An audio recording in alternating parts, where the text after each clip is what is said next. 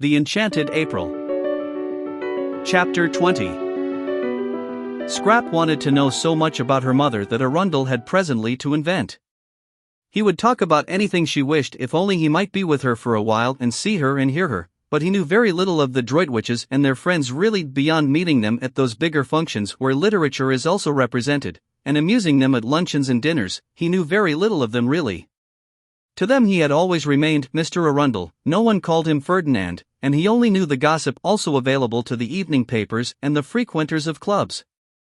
But he was, however, good at inventing, and as soon as he had come to an end of first-hand knowledge, in order to answer her inquiries and keep her there to himself, he proceeded to invent. It was quite easy to fasten some of the entertaining things he was constantly thinking on to other people and pretend they were theirs. Scrap, who had that affection for her parents which warms in absence, was athirst for news, and became more and more interested by the news he gradually imparted. At first it was ordinary news. He had met her mother here, and seen her there. She looked very well, she said so and so. But presently the things Lady Droitwich had said took on an unusual quality, they became amusing.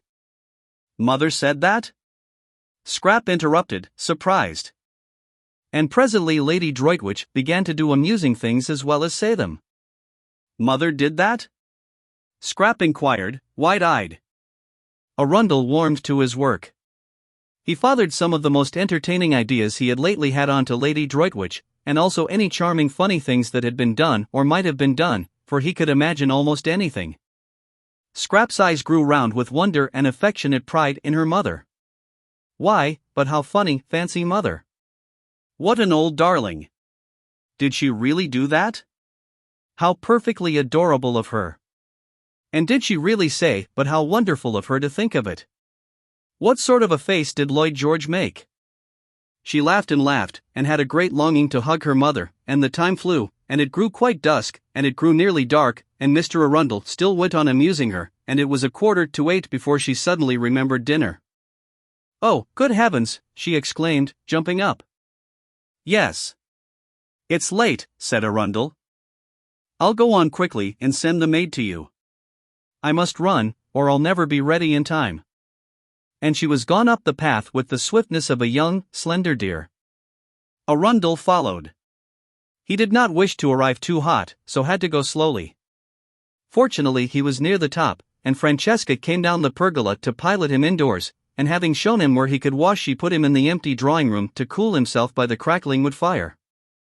He got as far away from the fire as he could, and stood in one of the deep window recesses looking out at the distant lights of Mezzago. The drawing-room door was open, and the house was quiet with the hush that precedes dinner, when the inhabitants are all shut up in their rooms dressing.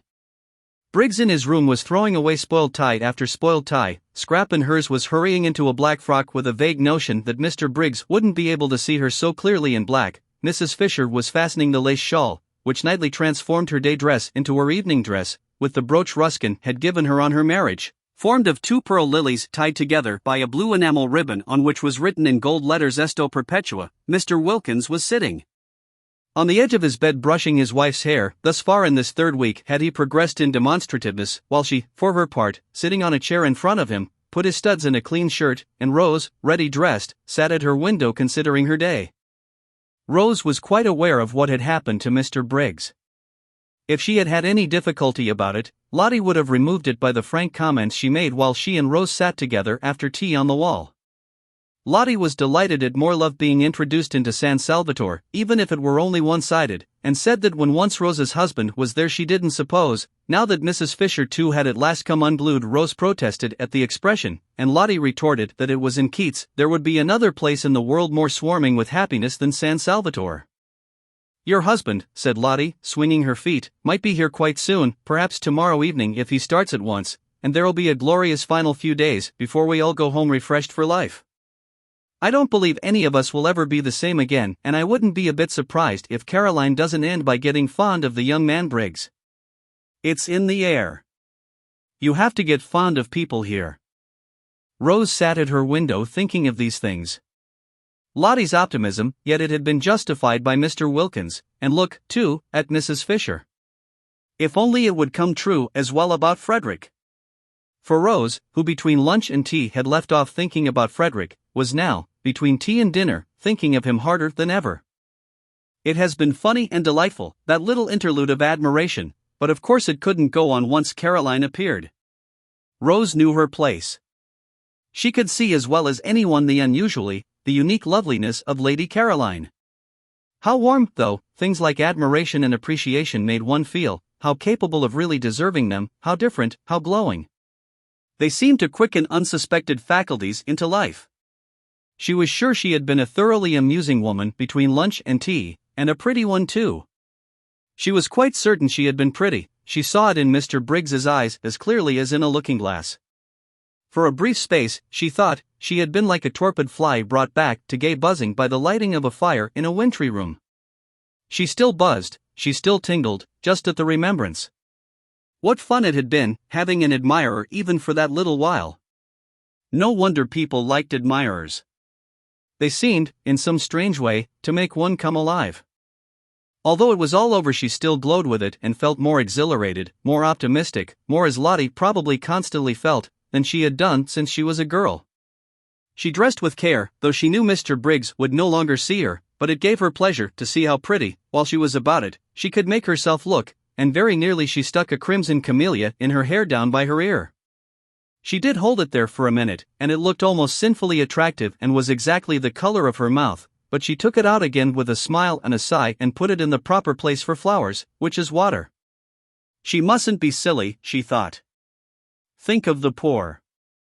Soon she would be back with them again, and what would a camellia behind her ear seem like then? Simply fantastic. But on one thing she was determined: the first thing she would do when she got home would be to have it out with Frederick. If he didn't come to San Salvatore, that is what she would do the very first thing. Long ago she ought to have done this, but always she had been handicapped, when she tried to, by being so dreadfully fond of him and so much afraid that fresh wounds were going to be given her wretched, soft heart. But now let him wound her as much as he chose, as much as he possibly could, she would still have it out with him. Not that he ever intentionally wounded her, she knew he never meant to, she knew he often had no idea of having done it. For a person who wrote books, thought Rose, Frederick didn't seem to have much imagination. Anyhow, she said to herself, getting up from the dressing table, things couldn't go on like this. She would have it out with him. This separate life, this freezing loneliness, she had had enough of it. Why shouldn't she too be happy? Why on earth, the energetic expression matched her mood of rebelliousness, shouldn't she too be loved and allowed to love? She looked at her little clock. Still 10 minutes before dinner. Tired of staying in her bedroom, she thought she would go on to Mrs. Fisher's battlements, which would be empty at this hour, and watch the moon rise out of the sea. She went into the deserted upper hall with this intention, but was attracted on her way along it by the firelight shining through the open door of the drawing-room. How gay it looked! The fire transformed the room. A dark, ugly room in the daytime, it was transformed just as she had been transformed by the warmth of no, she wouldn't be silly, she would think of the poor. The thought of them always brought her down to sobriety at once. She peeped in. Firelight and flowers, and outside the deep slits of windows hung the blue curtain of the night. How pretty! What a sweet place San Salvatore was! And that gorgeous lilac on the table, she must go and put her face in it. But she never got to the lilac. She went one step towards it, and then stood still, for she had seen the figure looking out of the window in the farthest corner, and it was Frederick. All the blood in Rosa's body rushed to her heart and seemed to stop its beating. She stood quite still. He had not heard her. He did not turn round. She stood looking at him. The miracle had happened, and he had come. She stood holding her breath. So he needed her, for he had come instantly. So he too must have been thinking, longing. Her heart, which had seemed to stop beating, was suffocating her now, the way it raced along. Frederick did love her then, he must love her, or why had he come? Something, perhaps her absence, had made him turn to her, want her, and now the understanding she had made up her mind to have with him would be quite easy. Her thoughts wouldn't go on. Her mind stammered.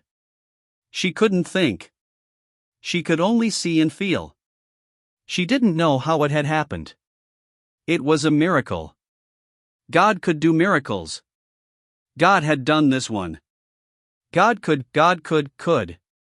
Her mind stammered again, and broke off. Frederick, she tried to say, but no sound came, or if it did, the crackling of the fire covered it up. She must go nearer. She began to creep towards him, softly. He did not move. He had not heard. She stole nearer and nearer, and the fire crackled, and he heard nothing. She stopped a moment, unable to breathe. She was afraid. Suppose he, but he had come. She went on again, close up to him, and her heart beat so loud that she thought he must hear it. And couldn't he feel, didn't he know? Frederick, she whispered, hardly able even to whisper, choked by the beating of her heart. He spun round on his heels. Rose, he exclaimed, staring blankly. But she did not see his stare, for her arms were round his neck, and her cheek was against his, and she was murmuring, her lips on his ear, I knew you would come, in my very heart I always knew you would come.